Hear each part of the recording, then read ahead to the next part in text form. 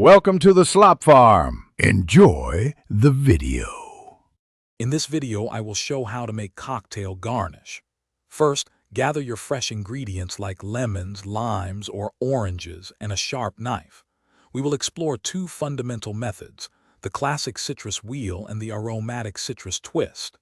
These easy techniques will transform your homemade cocktails, adding both visual appeal and delightful fragrance. You will be garnishing like a pro in just a few minutes. To create a perfect citrus wheel or wedge, begin with a very fresh fruit. Slice it into rounds about 1/8 of an inch thick. For a wheel, make a single cut from the center to the edge. This allows it to sit neatly on the glass rim.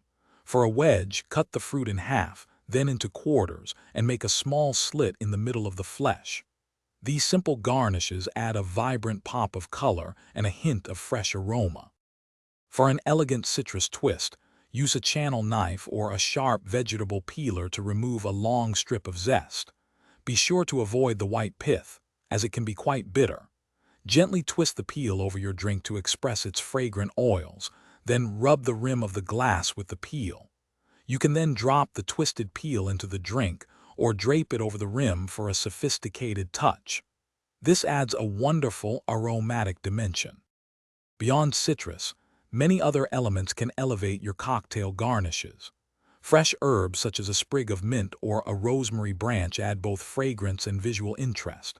Skewering a few fresh berries or olives creates an edible and colorful accent.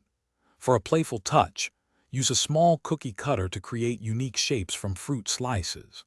Remember, the goal is to enhance the drink's appeal, so always use fresh, high-quality ingredients. Thanks for watching. Consider subscribing if we helped you today.